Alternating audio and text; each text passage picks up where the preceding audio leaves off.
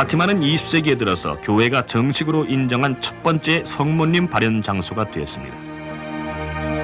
그러면 파티마에서 성모님께서 3명의 목동들을 통해 전 세계에 주신 메시지는 무엇이었을까요?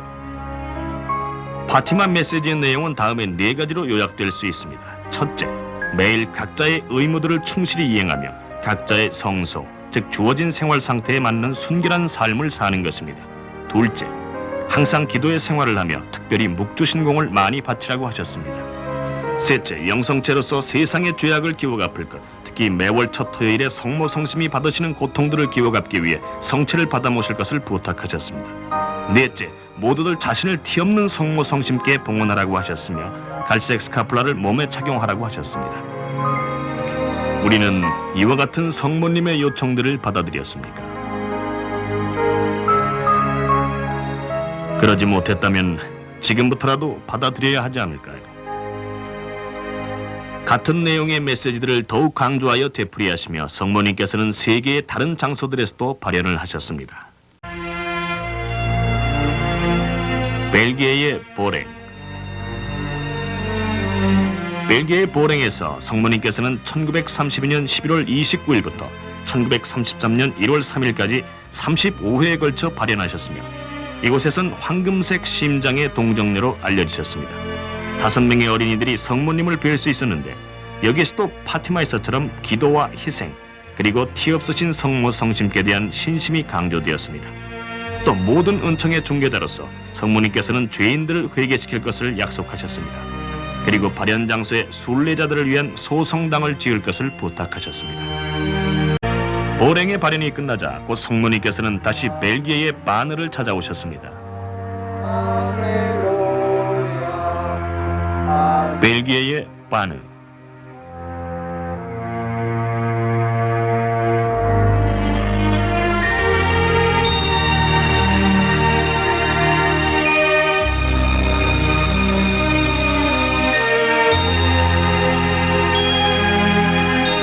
벨기에 바느에서 성모님께서는 당신을 가난한 자들의 동정녀라고 부르시며 12번째 생일을 앞두고 있는 마리에트 베꼬 양에게 나타나셨습니다. 1933년부터 모두 8회의 발현이 있었습니다. 한 번은 성모님께서 마리에트를 숲의 가장자리에 흐르고 있는 작은 샘터로 데리고 가셨습니다.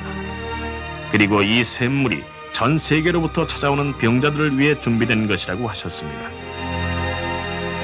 그 후로 수없이 많은 이들이 이 샘물의 기적으로 병의 치유를 받았으며 이 중에 많은 기적들이 문헌상으로 자세하게 기록되어 있습니다.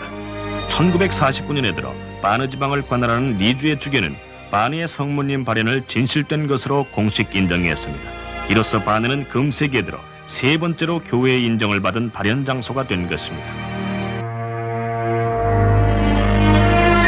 발현하신 장소는 스페인의 가라반다리였습니다. 1961년 6월 18일 스페인 북부에 위치한 가라반달의 경치 좋은 언덕길에서 놀고 있던 4소녀에게 천사가 나타났습니다. 천사가 처음으로 어린이들에게 말을 건넨 것은 7월 1일이었는데 갈멜의 성모님께서 그 다음 날 발현하실 것이라고 알려주었습니다. 7월 2일 과연 성모님께서 2 천사를 대동하고 오셨는데 그 중에 한 분은 성 미카엘 대천사였습니다. 성모님께서는 미카엘 대천사가 가져왔던 깃발에 쓰인 메시지의 내용을 설명해 주셨으며 10월 18일 이전엔 그 내용을 밝히지 말라고 하셨습니다. 그해 10월 18일이 되자 모여든 군중 앞에서 메시지가 발표되었습니다. 너희들은 수많은 희생을 바쳐야 하며 많은 보속을 하고 성체 조배를 자주 해야 한다. 무엇보다 먼저 착한 삶을 살아야 한다. 그렇지 못하면 무서운 징벌이 다가오게 될 것이다. 하느님의 진노의 잔은 이미 채워지고 있는데 너희들이 변화되지 않고 있으면 너무나 무서운 징벌이 내리게 될 것이다. 1961년부터 65년까지 성모님께서는 가라반달에서 2,000회 이상이나 발연을 하셨습니다. 그 기간 동안 수많은 기적들도 일어났습니다. 소녀들은 제각기 다른 곳에서 출발했으나 매번 같은 장소에 같은 시각에 도달하는 것이었습니다. 발연 장소에 와서는 탈원 상태에 들어가면서 무릎을 꿇었습니다. 탈원은 수분에서 수시간씩 계속되었습니다. 네 소녀가 모두 항상 발연을 똑같은 방식으로 경험하는 것은 아니었습니다. 때로는 발연 중에 소녀들이 아름다운 조각처럼 보이게 될 때도 있었는데 이런 때는 4명의 의사들이 소녀 하나를 조금 더 들어올릴 수가 없었습니다. 그러나 발연이 끝날 무렵에 소녀들은 성모님께 작별 키스를 하기 위해 서로를 마치 새털처럼 가볍게 들어올렸습니다. 또 소녀들은 돌이 많은 험한 길을 머리를 위로 젖히고 눈을 하늘로 향한 채 앞으로 뒤로 넘어지지 않으면서 쉽게 걷는 것이었습니다. 마을의 사제가 출타 중일 때는 미카엘 대천사가 성체를 모시고 와서 소녀들에게 영하여 주었습니다. 그런데 1962년 7월에 콘치타와 대천사 사이에 매우 중요한 기적이 일어났습니다. 이 기적은 2주 전에 예고되었던 것입니다. 콘치타가 대천사로부터 성체를 받아 모셨는데 모여있던 수백 명의 사람들이 이 성체를 목격할 수 있었습니다. 이 기적은 우리 모두에게 성체 성사 안에 주님께서 참으로 실존하심을 재확인해 주었습니다. 성체의 중요성은 날로 더 경시되고 있다. 너희는 하느님의 진노하심이 너희들로부터 떠나시도록 노력해야만 한다. 너희가 진심으로 용서를 청한다면 하느님께서는 용서하실 것이다. 너희의 어머니인 나는 미카엘 대천사의 전구를 받아들여 너희가 생활을 개선할 것을 부탁한다. 나는 너희를 너무나 사랑하기에 너희가 멸망하는 것을 원치 않는다. 진심으로 청하여라. 그러면 도와주겠다. 그리고 더욱 많은 희생을 바쳐야 한다. 예수님의 순환을 생각하여라. 지금까지의 발연들을 보면 대개의 경우 성모님께서는 소수의 사람들, 특히 어린이들을 택하셔서 그들과 직접 대화를 나누셨습니다. 그러나 때로는 말씀은 없이 발연만 하셔서 당신의 현존을 우리에게 알려주시는 경우도 있었습니다.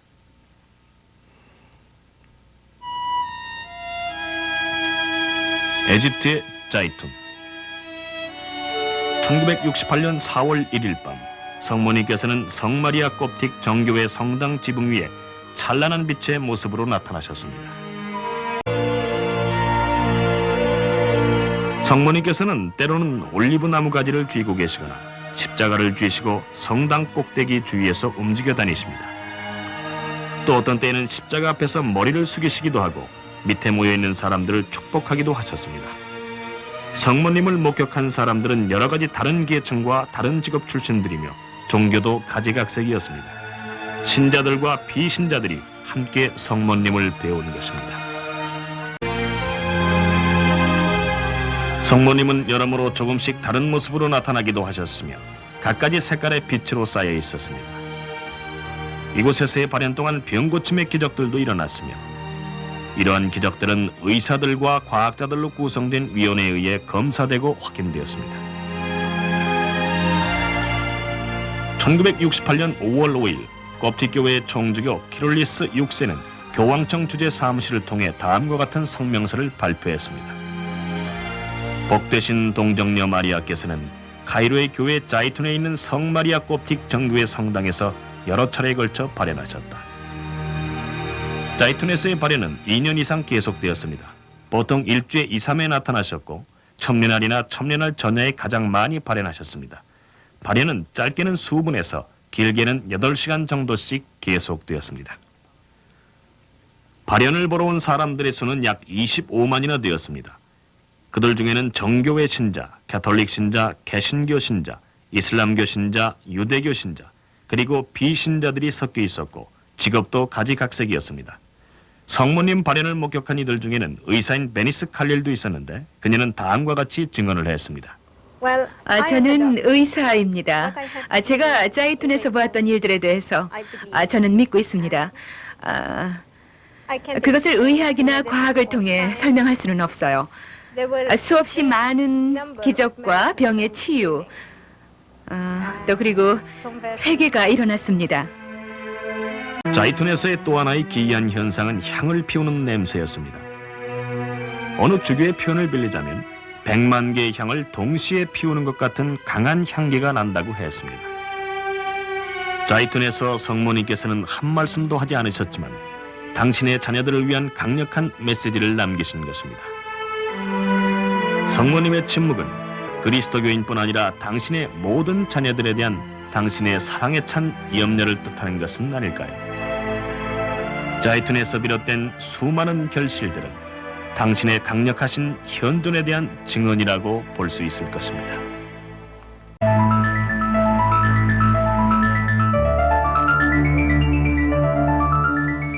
인종이나 피부색이나 종교를 막론하고 성모님께서는 우리 모두에게 호소하고 계십니다. 중동에서부터 동양에 이르기까지, 에집트의 성당 꼭대기로부터 일본 아키다의 소성당에 모셔진 목각 성모상에 이르기까지 성모님께서는 당신의 현존하심과 메시지를 단순한 방법들을 통해 우리 모두에게 전해주고자 하십니다. 일본의 아키다. 1973년 일본의 북부 아키다시 외곽에 있는 작은 마을의 한 가톨릭 수녀원에서 사사가와 아네스 수녀는 초자연적인 현상들을 경험하기 시작했습니다. 그해 6월의 어느 날 아네스 수녀가 성체 조배를 하기 위해 감실을 열었을 때 눈부시게 강한 빛이 감실로부터 나와 소성당 안을 환하게 비추었습니다. 이런 일은 3일간 거듭해서 일어났으며 또 성체 축일에도 일어났습니다. 아네스 수녀는 천사들이 내려와 제대 주위에 반원 모양으로 나열해 꿇어앉아서 성체를 경배하는 것을 보기도 했습니다. 같은 달 예수 성심 축일 전야에 사사가와 수녀가 병원에 있는 동안 그녀의 호수천신이 나타났습니다. 천사는 다음과 같은 파티마의 기도문을 묵주신공의 매단 끝에 바치도록 가르쳐 주셨습니다.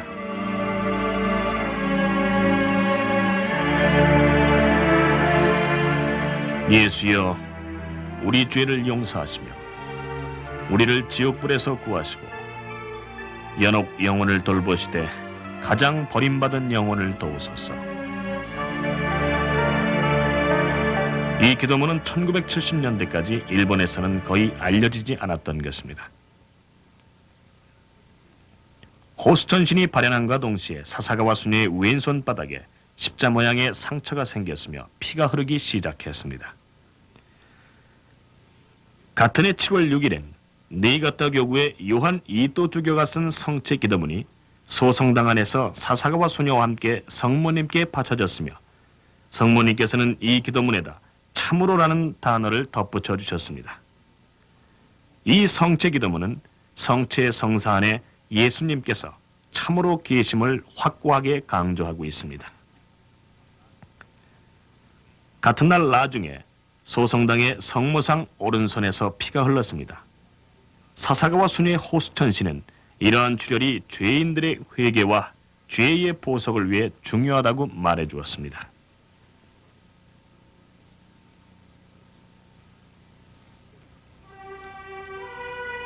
(1973년 9월 23일) 성모님은 얼굴에서 발까지 땀을 흘리셨습니다. 양눈에서는 눈물이 쏟아져 나와 얼굴을 적셨으며 소성당 안에는 달콤한 향기가 가득 찼습니다. 이러한 현상은 거듭거듭 일어났으며 많은 이들이 이를 목격했습니다. 이또주교는 이 눈물을 유명한 대학교에서 검사하도록 주선했습니다. 테스트의 결과는 이 눈물이 사람의 눈물이라는 것이었습니다. 성모님은 도합 101번 눈물을 흘리셨습니다.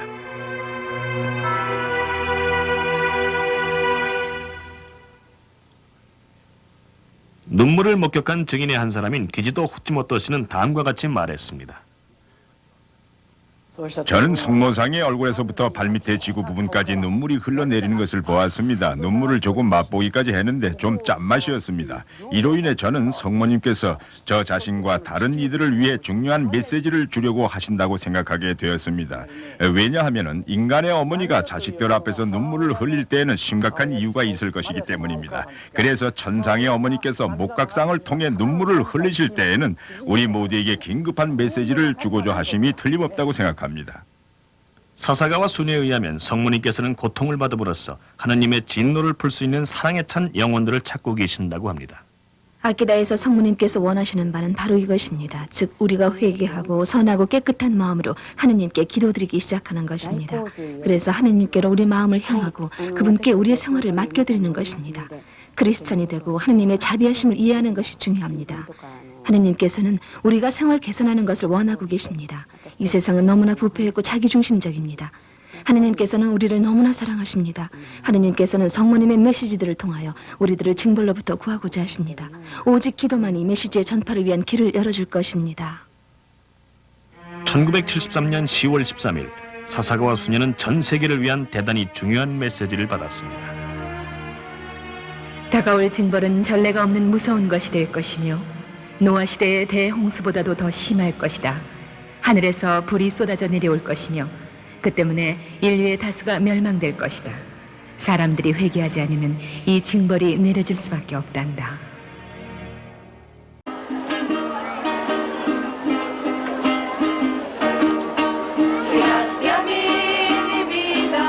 베네수엘라의 베타니아.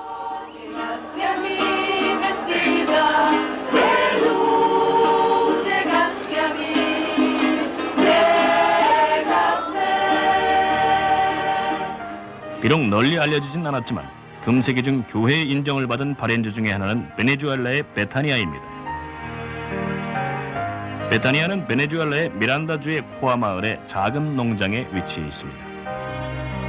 대개의 경우 성모님의 발현 시에는 소수의 선택된 사람들만이 성모님을 배울 수 있는 데 반해 베타니아에선 2,000명을 훨씬 넘는 사람들이 성모님을 보았다고 합니다.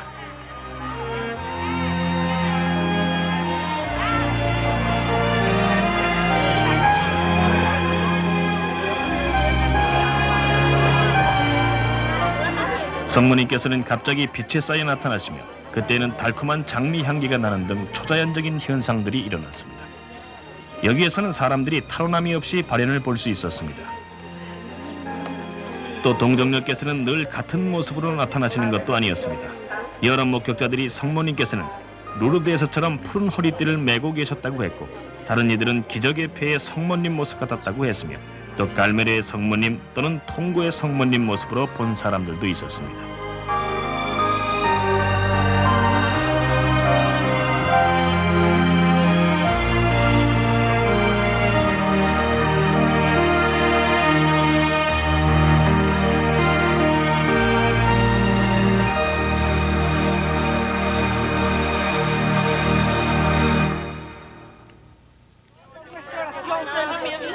(1976년 3월 25일) 성모님을 처음으로 배운 사람은 5명의 자녀를 둔 어머니여 또 예수님의 오상을 받은 마리아 에스파란자 비앙키니 부인이었습니다. 이 부인은 자기 전생에 걸쳐 성모님과 성인들의 사적인 발현을 보아온 사람입니다. 비앙키니 부인은 베타니아에서 국가들과 민족들 간의 화해자란 명칭으로 자주 발현하시는 성모님으로부터 메시지를 받은 주요 인물입니다. 전 세계에 큰 재난들이 계속 닥치고 있는 이 시대에 사람들은 이제 깨우쳐야 합니다. 성모님의 발현은 모든 국가들이 화해하도록 온 인류에게 보내시는 호소입니다. 1984년 3월 25일 베타니아에서의 발현에 극적인 변화가 있었습니다. 즉 사적인 발현에서 공적인 발현으로 발전된 것입니다. 그날 성모님께서는 7번 발현하셨으며 각 발현은 10분 내지 15분 정도씩 지속되었습니다. 108명의 목격자가 있었으며 성모님께서는 루르드에서처럼 푸른 띠를 두르고 찬란한 빛을 비추며 오셨습니다. 그날의 마지막 발현은 30분간 계속되었습니다. 이날 오후의 사건들은 문서화되어 그 지방 주교에게 보고되었습니다. 1987년 11월 21일 그 지역 로스 테쿠에스의 비오벨로 리카르도 주교는 철저한 검사 끝에 이 발현들을 인정하는 3억 서한을 발표했습니다. 이로써 베타니아는 20세기 중에 인정받은 네 번째 발현지가 되었습니다. 여기 베타니아에서의 발현들은 그 진실성이 인정되었습니다. 제가 발표한 내용은 이 발현들이 진실되며 초자연적이며 하나님께로부터 온 것임을 사실로 인정하는 것입니다. 리카르도 주교는 베타니아에서 일어나는 일들에 대한 개인들의 증언을 계속 모으고 있습니다. 베타니아에서의 성모님의 메시지들은 의미심장한 것입니다. 매 주말마다 그리고 주요 첨례날에는 수천 명의 순례자들이 전 세계로부터 베타니아로 모여들고 있습니다. 많은 이들이 영적인 회개와 육신의 병고침을 기구하면서 폭포에서 물을 받습니다. 발현의 결실들은 긍정적입니다. 수많은 병고침과 회개의 기적들이 문서상으로 기록되어 있습니다. 베타니아에 온 것은 이번이 처음이에요. 성모님께서 제게 주신 기적에 대한 감사를 드리기 위해 왔습니다. 저는 벙어리에다 반신불수였지요. 그런데 제 친구 하나가 이 폭포수를 좀 가져와서는 저더러 마시라고 하더군요. 그래서 마셨더니 단 10분 만에 완쾌가 된 겁니다.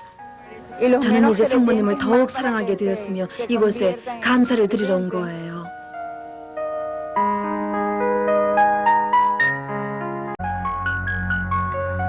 금세기 말기에 와서 왜 이토록 성모님 발현의 횟수가 증가했을까요?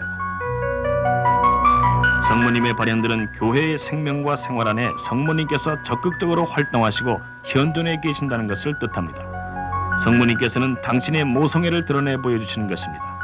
그리하여 당신의 아들 예수님을 통한 구원의 길을 가르쳐주고 계십니다. 20세기 말기에 와서 성모님께서 계속 발현하시며 우리 모두가 당신의 메시지에 심각하게 귀를 기울이라고 요청하고 계시는 곳은 전 유고슬라비아의 메드고리아입니다. 전 유고슬라비아 공화국의 중서부에 위치한 아직 문명의 손길이 잘 뻗치지 않은 크로에시아계의 산악도시 메드고리아에서 평화의 모 마리아란 칭호 아래 천주의 모친께서는 우리의 현 세계에 대단히 중요한 메시지를 주고 계십니다.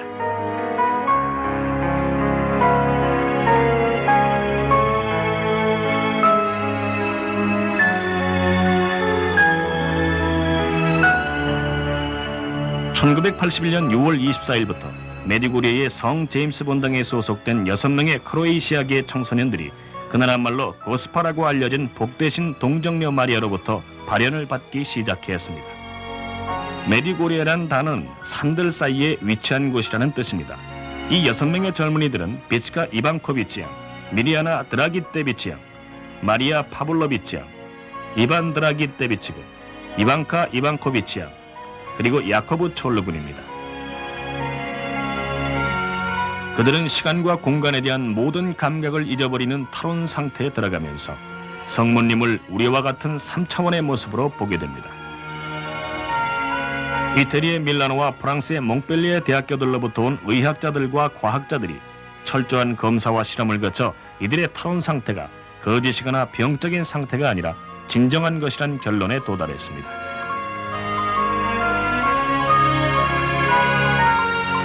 그러면 메드고리아에서의 성모님의 메시지의 핵심은 무엇일까요? 지금까지 주신 수많은 메시지들을 간추리면 다음 6가지로 요약될 수 있습니다. 첫째, 믿음. 둘째, 기도. 셋째, 금식. 넷째, 보석. 다섯째, 회개. 여섯째, 평화.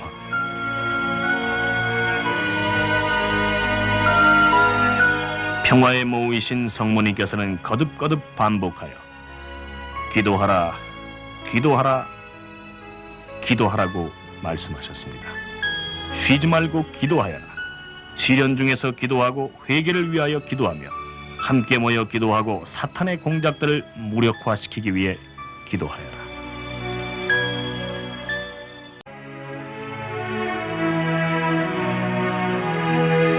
누차에 걸쳐서 평화에 모이신 우리의 성모님께서는 전 세계에 걸친 징벌에 대해 경고하셨습니다. 우리는 기도, 금식, 신앙 및 회개로서 이 징벌들을 피할 수 있다고 하셨습니다. 발현을 보는 6명의 젊은이들 모두가 이 징벌에 관한 사항이 포함된 10가지의 비밀을 받게 된 것입니다. 또 성모님께서는 메디고리에서 처음으로 발현하셨던 장소, 즉 포드브로더 산 또는 발현의 산이라고 불리우는 곳에 육안으로 볼 수 있는 표적을 남겨주시겠다고 약속하셨습니다. 이 표적은 메디고리의 발현에 대한 하나의 증거가 될 것이며 전 세계로부터의 많은 이들이 회개하는 계기가 될 것입니다. 메디고리에서는 징벌에 관해 많은 강조가 되고 있습니다만 메시지의 핵심은 다가올 대재난이 아니라 세계를 위한 평화, 희망 그리고 자비입니다. 성모님께서는 재차 강조하셨습니다. 아직 회개하기에 늦지 않았다. 너희들의 미래는 너희들의 회개 여부에 달려있다.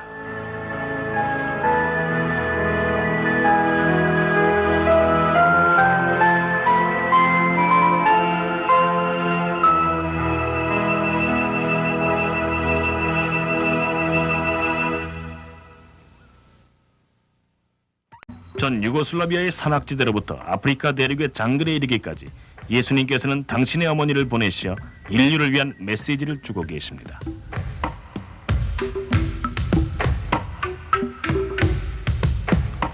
루안다의 키베호.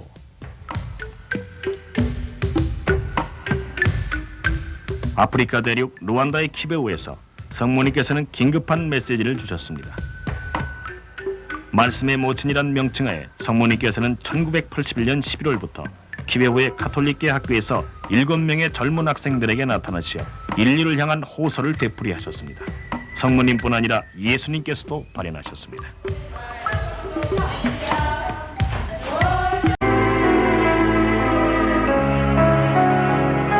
지난번 발현 때 성모님께서는 오늘 정오에 여기 기숙사가 있는 곳에서 다시 발현하시겠다고 약속하셨습니다.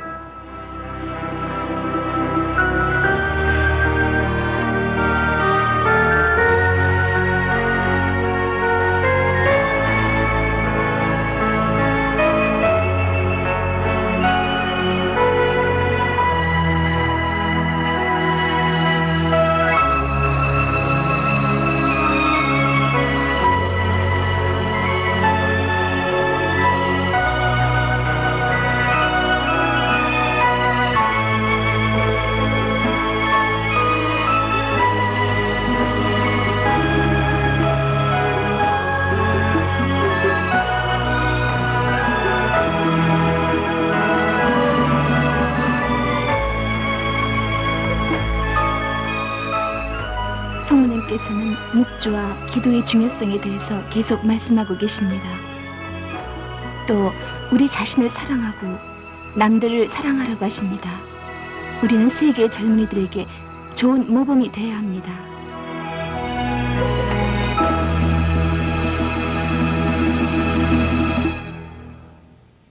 발현을 받는 7명 중에 한 명인 엠마누엘 세가스타샤에 의하면 키베오에서의 가장 중요한 메시지는 죄의 뉘우침과 예수 그리스도께서 다시 오실 것에 대비하는 것입니다.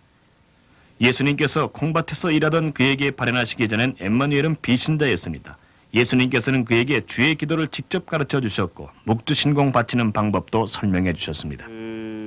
주님께서는 세상의 구원을 위하여 우리가 당신의 고통과 일치되어 고통받는 것의 가치에 대해 가르쳐 주셨습니다. 예수님께서는 우리가 생활을 개선하고 죄를 저버리며 우리 자신의 죽음과 세상의 종말에 대비해 기도하고 준비해야 한다고 하셨습니다. 우리는 아직 시간이 있을 동안 준비를 해야 합니다. 준비를 잘하는 사람들은 천국으로 갈 것이며 악을 행하면 더 이상의 희망을 가질 수도 없고 하소연도 할 수 없는 상태로 자신들을 스스로 밀어넣게 될 것입니다.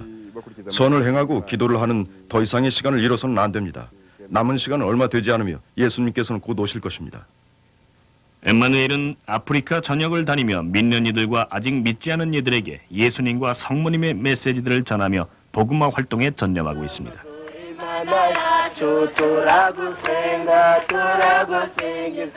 그동안 발현의 결실들은 매우 풍부했습니다.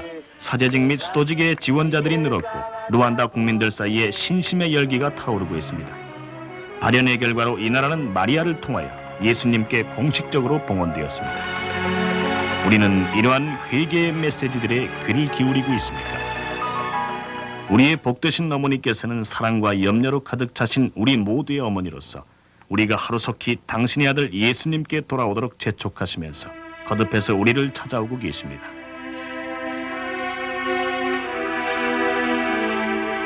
우크라이나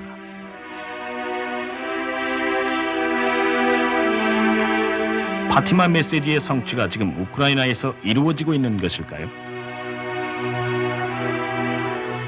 1987년 4월 26일 우크라이나의 주민들은 희망의 표적을 받았습니다. 천주의 모친께서 우크라이나 호르시프 마을에 있는 천주 성삼위 성당 위에 나타나신 것입니다.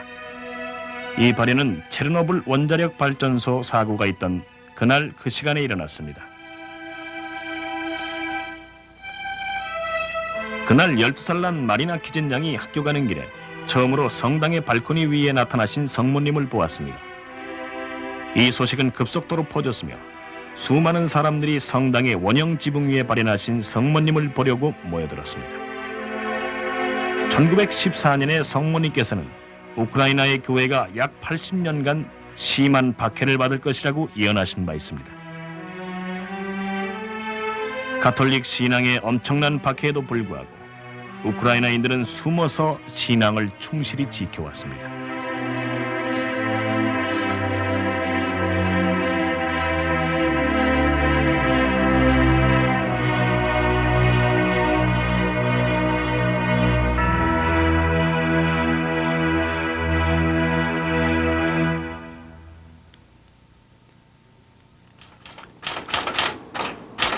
요셉 테레일라는 이러한 역사를 보아온 산 증인이며 가톨릭 신앙 때문에 23년간이나 옥중 생활을 하다가 지금은 캐나다의 망명에 와서 살고 있습니다.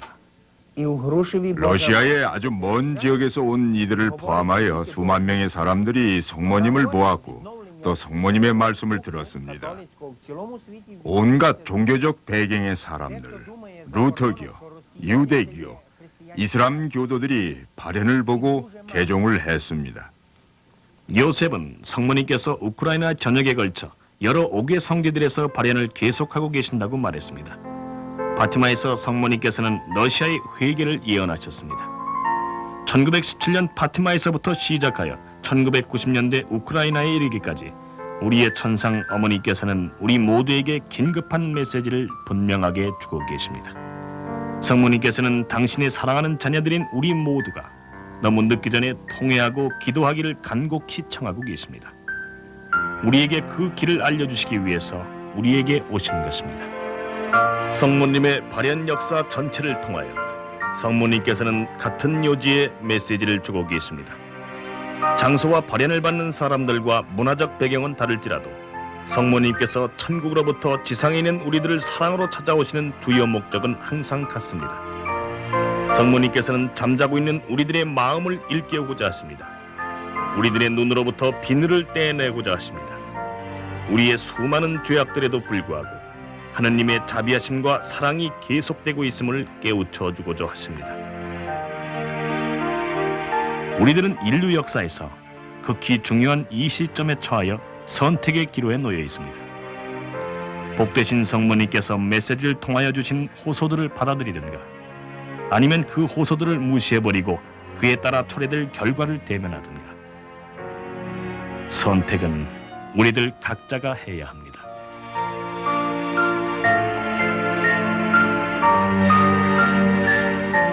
나의 사랑하고 사랑하는 자녀들아, 이 너희 어머니는 너희를 사랑하며 너희가 기도의 생활을 할 것을 간곡히 청한다. 나의 사랑하는 자녀들아, 나는 지칠 줄 모르고 너희들을 부르며 너희가 나의 마음으로부터 멀리 떠나가 있을 때에도 계속 너희를 부르고 있다. 떠나가서 방황하고 있는 자식들 하나하나를 위하여 나는 심한 고통을 받고 있다. 너희에게 간청하건대 하느님께 너희 자신을 완전히 맡겨드리도록 하여라. 그리고 내가 주는 메시지들을 실천하여라.